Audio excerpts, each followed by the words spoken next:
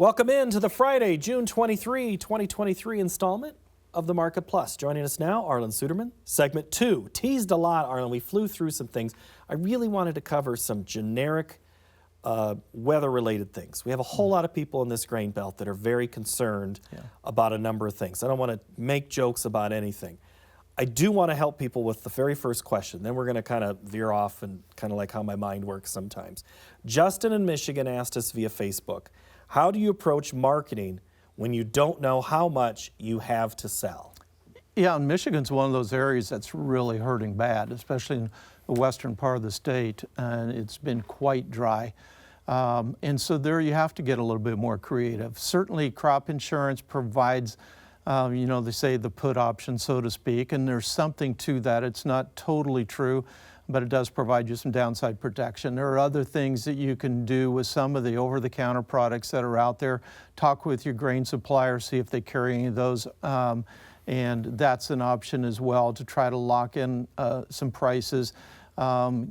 Use some flexible tools that are out there if you don't want to do put options yourself. Obviously, there's some minimum level of production you think you might have, and then above that, use some of these other tools.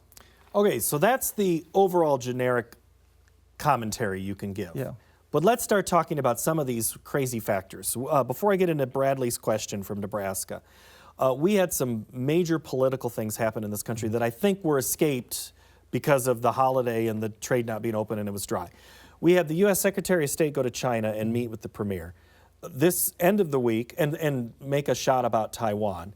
Then we have the India Prime Minister coming to the United States for an official state visit. So you have those two geopolitical things going when I ask you this question. Bradley in Nebraska wants to know, China is importing more soybeans from Brazil than they are crushing.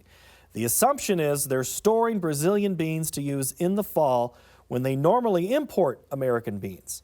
Has the market and USDA factored in this loss in demand? No, they haven't. And that's been one of the things that I've been trying to shout about, so to speak.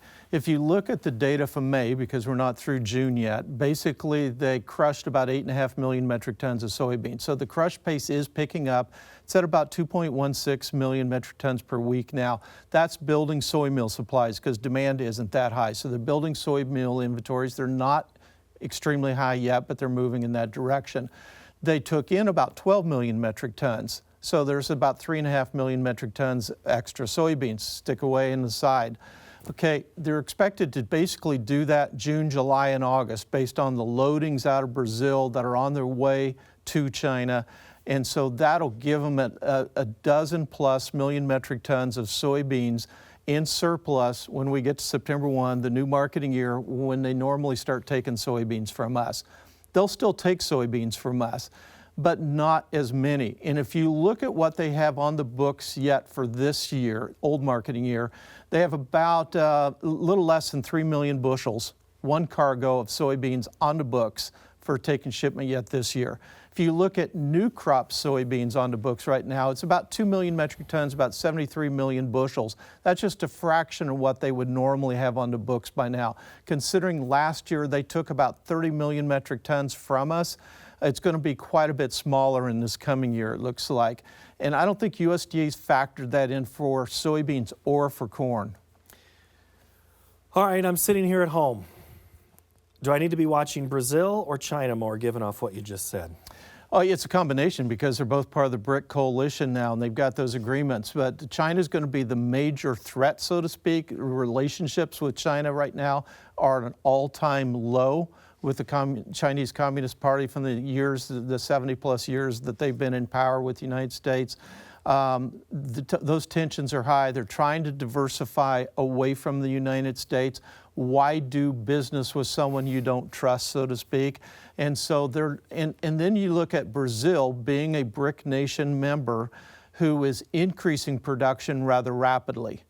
And so that gives China the opportunity to diversify. China's also been successful at moving their soy meal inclusion in rations from 17.5% down to now 13.5%, even dipped to 12.5% at one point this year. That means a lot less soy meal consumption. If you look at the population trends in China, they're now no longer the world's most populous nation. Population's in decline. I really believe Chinese soybean demand is flat and has hit plateaued now unless they come up with new uses for it. And so Brazil's grabbing that market share at a faster and faster pace because of their expansion of production and their cheap currency. Is the R of BRIC still a factor in this discussion? Well, yeah, it is. The R would be Russia, and it's a significant factor because, we think here in the United States, we think, well, the whole world has sanctions on Russia, and China is their only friend. But really, the countries that do not have sanctions on Russia, that have not taken a stand against Russia, have 80% of the world's population in them. And that's who Russia and China are going after to befriend. Now, you mentioned our meeting with India's Prime Minister. That was a very strategic, even though the U.S. said it had nothing to do with China, it had everything to do with China because India is the I in BRIC. Right. And India and China have long been battling on their borders. That's been a lot of tension between those two, but China's been trying to move closer to them. So with the United States now trying to re-strengthen ties with India, and it's also been building other coalitions in the Asia-Pacific region, that is a threat to China. China sees that as a direct threat right now, and it's meant to send a message to China to try to change its behavior. Well, let's get back to domestic now, since we've covered the global stage, and we're still talking drought. Derek in Iowa, are we in store for another run-up in the grain market like the summer of 2012? And I do want you to add to the part what you just talked about with these other countries. Was that as big of a factor in 12? No, it wasn't. Brazil was producing about 55 million metric tons of less corn back then. And certainly, I'm trying to remember the soybean number, I was thinking it was about 40 million metric tons less soybeans back then in 2012. So they've been increasing production very rapidly. And so demand was far different in 2012. Now, in comparing this year to 2012 from a weather standpoint, the factors are totally different, other than the fact that both were transition years. In 2012, it was a very slow developing El Nino. This is almost a record fast developing El Nino.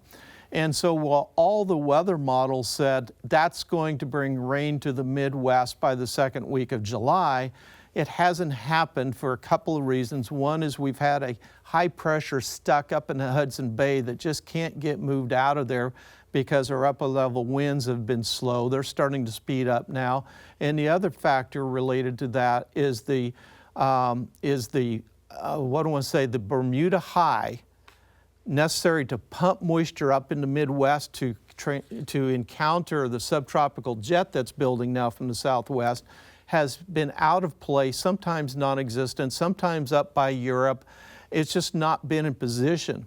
And I haven't found a forecaster yet who didn't expect that to happen, to move into place and to pump that moisture up in second week or so of June to start going. I haven't found any weatherman saying this is like 2012. I found a lot of people on Twitter who aren't weather trained saying it, but it may be dry like 2012, but without the heat of 2012, and that's one of the big differences from 2012. You could argue that's what bought us another 10 days to 14 Absolutely. days in June. All right, we need to get to wheat. Robert in South Dakota on Twitter wants to know, why does the wheat market take so long to react to large-scale bad news, and why does it seem farmers are constantly being threatened with the reasoning, there's plenty to import? Shouldn't national security be a factor?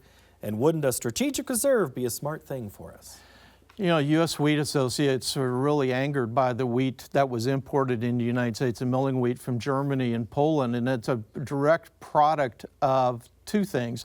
One, the drought in the plains that really hurt this year's hard red winter wheat crop, devastation on that side of the crop, very small crop. And the other being the Ukraine war, which limited exports through their ports, so it flooded Eastern Europe. So the prices in Europe are really hurting, and suddenly the prices in Eastern Europe are so low, and our prices are elevated so high because of the drought, we could afford to import wheat into the United States, and even up into mills in the interior could afford it. The arbitrage worked for them.